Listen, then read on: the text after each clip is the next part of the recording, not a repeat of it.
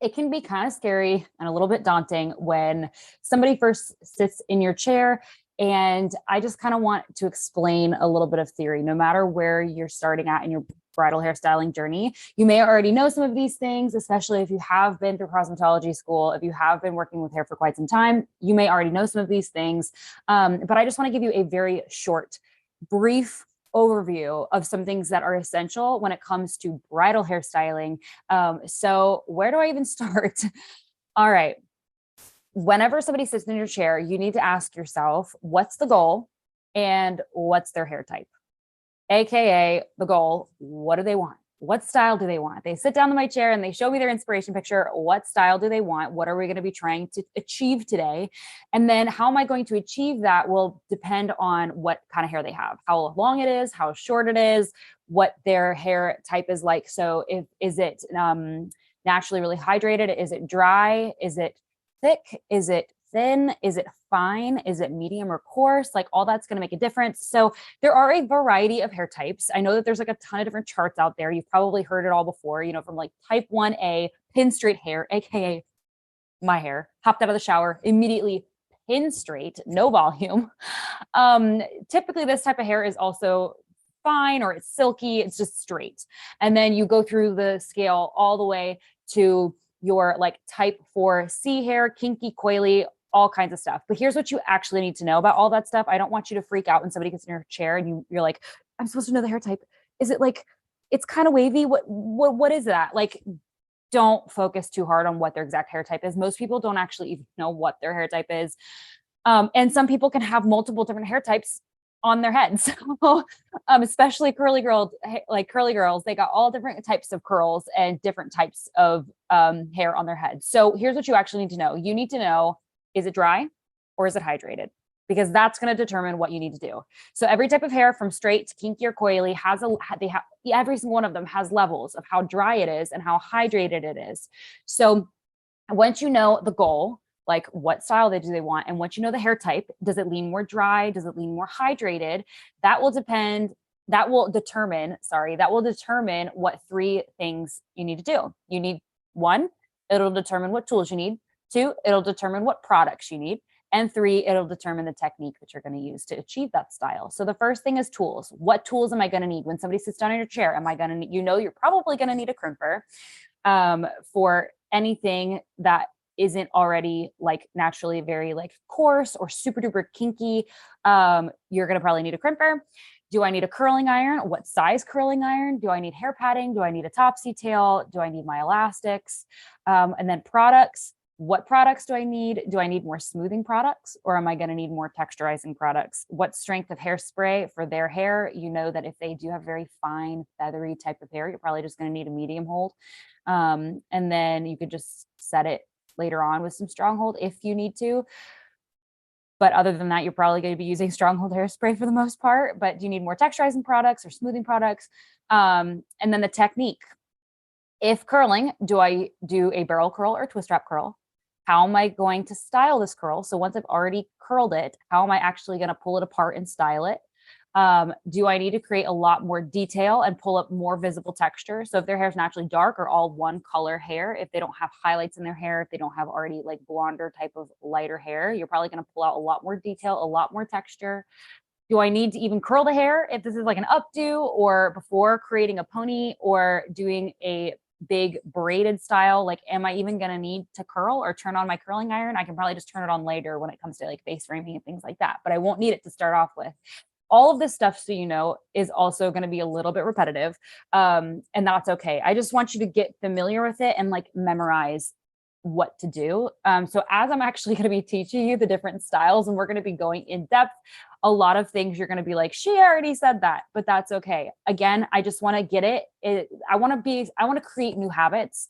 And I want you to form new thought processes as you're working on hair. Things that you may know already, and then other things where if you don't know it, it's just good to have it again be flowing in the back of your brain so it becomes like second nature to you. So I apologize in advance that things may get a little bit repetitive. So I'll repeat some of these things, but it will be helpful. So as I'm styling the hair, I'll actually be talking to you about what I'm doing. And again, that will play into the first portion of this back to basics module, which is going through the theory and the proportions and all that kind of stuff. I'll be walking you through exactly what I'm doing and referring back to these lessons so that you understand what I'm doing while I'm doing it. So here's another thing. We treat the roots of the hair differently than we treat the ends. We treat the roots differently, okay? The roots up there, right here, versus the mid-lengths to the ends. Why do we treat the roots differently than the ends? Well, the roots naturally are going to have oils. They're going to be the most healthy part of the hair. They're going to be the new growth, right? It's not going to have seen a lot of color treatment yet. If they're getting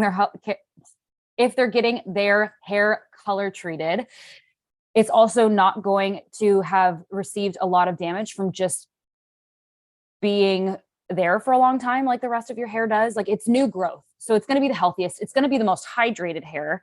And then the ends are usually a little bit more dry. They've already seen a lot of damage from either being color treated or just being in the environment longer, just from the sun damage to curling it all the time or straightening it all the time, even just blow drying it all the time. Like, all of that is going to end up being a lot drier than those new scalp growth.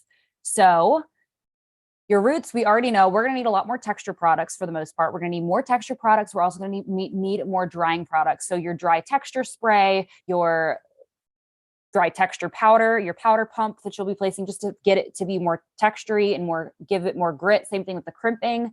That's going to give it more texture as well. And then the drying products like dry shampoo, if they need that. But basically you're getting good texture, good grit, kind of like that 3-day-old hair. But we want them to come to us with clean hair so that we can add all this texture in that we need it to. So we never want our clients to actually come to us with dirty hair. Their hair will end up being more oily, and we have to combat a lot more like dandruff, more oil, just like all of it. And it's not as easy and it doesn't look as good. So have your clients come with clean hair, and then we can add all that grit. We can add the texture. We can help dry out the oils that are naturally forming in their scalp. And then the ends. So typically the ends are going to need a little bit more smoothing products. We need to rehydrate the hair. So mid-lengths to the ends, we'll focus on getting it to look a little bit more hydrated and smooth. And then something that I just want you to know, because I'll be referencing sometimes different clients who are in my chair as before I talk to you about whatever tutorial we're doing, whatever style that we're doing. I'll talk to you about what their hair type is like, so you have a good understanding of where I'm starting before I actually teach you the style. So strand thickness. When you feel your client's hair in between your fingers, so take one strand of hair and feel it. Put it in between your fingers.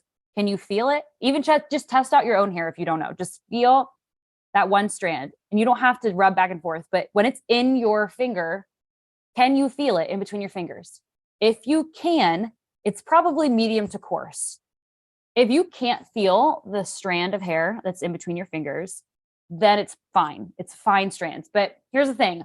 Fine hair does not always mean thin hair, and coarse hair does not always mean thick hair. So you can have fine hair and have a ton of it. Like, I don't have extremely thin hair. I don't have very thick hair either. It's just medium, but it's very fine. And I have had clients who sit down in my chair and their hair is actually thin, or it's like medium, and they have very coarse hair. Or grandmothers will come and they'll have, or even mothers will come in my chair and they've got very thin hair, but their individual strands are extremely coarse. So it doesn't, when I say this person in front of me who I'm working on has coarse hair or fine hair, it doesn't necessarily mean that it is thick or thin, but I'll tell you how thick and thin their hair is. So that's just a quick overview for you so that you have in the back of your mind, all right, what's the goal? What's the hair type? What tools, techniques, what products am I going to use? And just differentiating, that's the word, differentiating the roots from the ends of the hair. We're treating that different. Basically, just asking the question, is their hair more dry or is it more hydrated? And that will help determine where you're going to go when somebody sits down in your chair.